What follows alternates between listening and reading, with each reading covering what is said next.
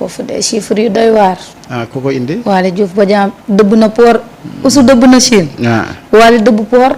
Waly nii lañ koy bàyyee gars yi. Waly moom boolewul ak dara ak wax pot ak organisé. waaw nekk ci liggéey bu am solo. ndax port autonome de Dakar quand même dafa doon foo xamante ni daanaka li fa doon am bu njëkk taxoon na ba xamatuñu woon sax xar kanam bi nga xamante ni port amoon na ko waaye tey Waly Diouf dafa joxaat xar kanam port xam ni quand même foofu mën nañ fa jëlee koppar goo xam ne mën nañu servir fii ci Sénégal. mais bu ñu tuddee port rek dañuy demaat ci Oussou. waaw Oussou la rek. port mel ma waaw. xam nga lu tax. vas-y après Alioune Mariane Ndiaye depuis Allemagne. waaw bu fi nuyoo émission bi dama ko nuyu jeexagul léegi parce que daf ma yónnee benn information bu am solo. man nag dama am ay gars yoo xam wuy ne ma boo fi amee gaa plateau bi maa ko moom. acca ñu daw. waaw nañ dem. waaw léegi moom dafa wala bëggoon wax dara ci port ma dem ci. demal ci port boo ñëwee ma fekk si la ci. voilà bismillah. alors xam nga su ma nee daat saay bi rek. su ma ne port damay delluwaat ci Oussou ci wayaasam bi. mooy parce que la mu dem wuti fële également dafa bokk ci rénover suñu secteur portière bii nga xamante ni moom la ñu nekk. Samba mu ngi ko doon rappeler démb ci 10 conventions yu nga xamante ni moom le président de la République Bassirou Diomaye Diakhar Faye defoon na ko amoon na ko ba mu wayaasee fële ca Chine d'abord. bokkoon ci mu demoon ci benn dëkk bu nga xamante ni ci côté ndox mi la nekk et visiter seen port yi gis naa xamante ni moom la ñu liggéeyee mu amoon bëgg-bëgg liggéey ak les Chinois pour ñu defaraat suñu port bi au-delà de port bi capacité yi nga xamante ni tey am na ko mais ñu gën ko élargir mais portu Ndayane également ñu xool ni nga xamante ni noonu la ñuy def ba nga xamante ni dina gën a rentable mais également am yeneen ni port sec yu nga xamante ni day am ci biir réew mi et récemment ñu ngi dégg port bu nga xamante ni ñoom am nañu ko pour mu yegg Kaolack et port Kaolack mais xoolal li nga xamante ni mën na ko servir ci Sénégal gi yëpp moo tax quand tu m'as parlé de Waly Diouf Bodiang ma ne la dafa nekk justement si ligne ñi nga xamante ni ñoom ñoo ko jiite ak li ñu ko sant mooy dañu am benn kër gu nga xamante ni quasi totalité économique bu Sénégal dafa reposer wu ci port autonome de Dakar. Parce que port autonome de Dakar servirul rek kese Sénégal mais dafa servir pratiquement 5 6 à 7 pays yu nga xamante ni ñu ngi dans la sous-région. Notamment les pays du Sahel. Le Mali, Burkina, Niger, mais la Gambie parfois le Sénégal da koy servir donte am nañu port mais xam nañu capacité port bu Banjul ñaari bateau bu ñu fa taxawee bëri na parce que ñun xam nañu port bi voilà benn mini port la donc des voitures ak yeneen yu bëri yu nga xamante ni day ñëw dem ci dëkk boobu fii lay jaar et également yeneen Guinée Conakry et entre autres donc mu nekk port bu nga xamante ni manqué wul activité et port boobu lan moo nekkoon problème bi mooy problème de gestion la amoon mooy naka la ñuy def ba rentabiliser port bi au mu nekk dans l'intérêt des Sénégalais. Mais ñoom dañu ko doon rentabiliser mais du dem si les Sénégalais mais daf doon dugg si seeni poche dem na ba ay jamono buñ ne port ngay liggéeyee gars yëpp jàpp na milliardaire nga. Alors normalement bu fekkee ni affaire bi dañ koy liggéey correctement muy dem ci fi nga xamante ni foofu la war a dem mais waru la am benn bambula foofee ci port autonome de Dakar et rupture boobu Waly Diouf Bodiang nag ñëpp xam nañ ne il incarne également l'esprit ou l'ADN même du projet moom moo dee ci moom fi mu ne nii trafic global bi de yegg na ba 27%.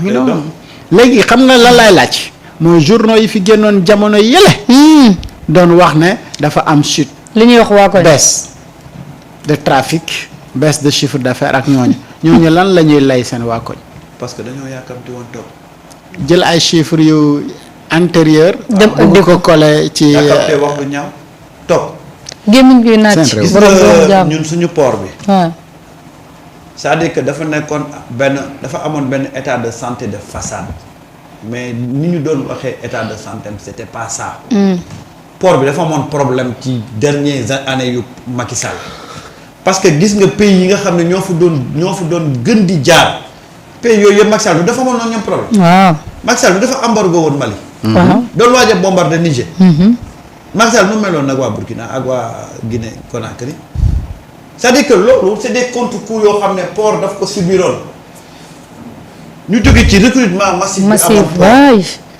Mais comme les Sénégalais n'étaient pas aussi vigilants ci ni port doon doxee. emploi fictif ñun dans notre tête on pensait que port mu ngi doon dox alors que port doxul woon port ba mu nekk ci crise boobu Macky Sall mu ngi ci pouvoir bi.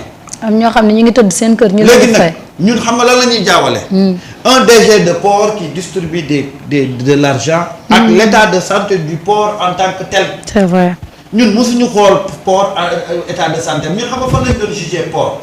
ci kañ fa fal muy génn di maye ay billets. waaw léegi kooku doon génn di maye ay billets ñun dañuy jàpp ne comme moo jiite port rek kon port mu ngi dox waaw. mais port ba muy am problème du tey port Ablaye Wade bi mu ñëwee port dafa bëggoon jële port sous la coupole française parce que boobu France daf fa jëloon samp fa ci lañ indee woon sax le comment ça s'appelle encore du Qatar là ah ñu benn terminal boobu damay fàtte tuuti terminal bi sax. Dakar Port World. Dakar Port waaw Douai Port World ça a créé Macky Sall bi mu ñëwee dafa renforcer waat les Français doomu Sénégal yi nekk fa ñu jàppale leen comme ay jaam. port gis nga port les Sénégalais ne se sont jamais intéressés ci port nan lay doxee ñun xam la lañ doon xool l'invisible c'était quoi c'était le directeur ñun on jugeait le port à travers les largesses de son directeur. ñu ne rek port a ngi dox. mais port doxutoon port c'était finalement devenu benn zone de baana. et de xolal et de racaille et de dul. bëri na fa et de mafia. port dafa yàqu woon. Marita ñu bëri port da leen porter préjudice da ngay am sa bagage war koo jëli port doo ci jot nga xëy gis sa bagage ci mbedd mi beneen nit teg ci loxoom. mais Waly ba mu ñëwee li mu la wax ci li mu fa fekk ci emploi fictif. li mu fa fekk ci ay luuxóor yoo xamante ni kenn xamul. très bien. ça a plombé port. personne ne s'est intéressé ci port da doon dox wala doxul. xam nga port loolu lañ ko jàppee woon. marché Ndiobentaay. déet waay. non je te dis. Marita waroon ngaa dem port. c'est-à-dire que il faut qu'on convoque l'histoire. tey ñi fi nekkoon avant le régime là ñoo doon toog wut seen bande de communicateurs wut seen bande de journalistes ñu ñoo toog dessiner ay chiffres yu rafet. te ko ñu ne le port premier port de l'Afrique de l'Ouest mais li ñu doon wax ça n'a jamais reflété la réalité de l'institution en tant que telle. port dafa meloon ni tàngana lu waay neex def. Maodo. lu waay neex def laa la wax ni Marita. amal xarit wala nga am mbokk mu am kilifteef ci port suba nga doon transitaire bokk ci transitaire yi ñuy woy. waaw loolu de dëgg la. transitaire yi noonu lañu doon amee position di soit tu es le neveu du DG ou soit tu es l'ami de la femme du DG ou soit tu es un proche du DG ñu defal la ay faveur nga nekk un transitaire incontournable. ñu commencé di la woy ci dëkk bi. mais port n'a jamais respecté port en tant que port bu normal moo tax bi gars yi di wax naan port dafa reculer moi je me suis étonné ñu koy def à titre de comparatif ma ne leen li ngeen di comparer chiffres yi ngeen yor baaxut c'était des chiffres fabriqués dans les bureaux ñun xam nañ ci dara. parce que Waly nag daa ñëw dakkal convention yu bëri. yi fa doon am ci yaama neex. ba ñu jógee pour liggéey port. waaw ña nga xam ne dañ fa sancoon te teguñu ko fenn ña nga xam ne dañ fa amoon ay responsabilité teguñu ko fa fenn ñooñu ñoo commencé à envahir les rédactions envahir les journaux pour dire que le port mu ngi dee ndànk par ndànk. mais tey port est en train de se reconnecter avec ses potentiels clients muy ay dëkk yu mel ni ay Mali ay Burkina ak ay Niger des choses comme ça parce que béy ci sa wewu tànk. waaw. ñun la doon nekk suñu force moom lañ amandé woon jël port def ko benn plaque tournante de business ak a tappale mais si tu veux un port bu normal bu respecter les normes mooy li nga xam ne moom la waa ji di def. guddi ñu toll Waly Diouf kay fi mu ne nii. waaw ñun nag dañuy jaawale coow lu bëri ak liggéey. mais port bi mu nekkee fii xam la lañ ko doon doyee. port c'était la vache à lait des DG et du régime. ndax ku fa nekk way nañ la. jeex na. waykat yi waye goo leen Waly de Waly Diouf Bodian. kenn du ko way ndax du jot kenn du ko way. ku nekk port ñu woy la taggal la say maam Waly Diouf Bodiang mooy directeur bi xanaa yëgoo leen ko sama gars yi fu ñuy mujjee gars yi danaa la woy par force même boo ma joxul danaa la woy en tout cas daal gis nga li muy publier nii waaw mooy croissance record waay yi nga xamante ni musul am port autonome de Dakar la fa Cheikh Kanté def ba ñu koy wëy dañ ne li fa Waly Diouf Bodiang def kenn musu ko faa def bu fekkee lu jëriñ Sénégal la waxuma lu jëriñ poosu ñenn ñi daan wëy nag lii Waly Diouf Bodiang def voilà les résultats yi ñuy xaar ci képp ku ñu jox direction bu boo mënti yor nag ñu xaar ay résultats yu positif yu nga xamante ni day battre record yi fi mos a am yépp parce que na ma déggee Guy Marius Sagna doon wax démb mu ne mooy ñëwuñu sax di jéem a topp si gars yi lañ nekkoon mais totalement lañ koy changer lépp ba nga xamante ni gars yi dañuy xam rupture systémique moom le président de la République woote et en réalité mais cette rupture là moom la sénégalais yi bëgg a sentir et un peu partout un peu partout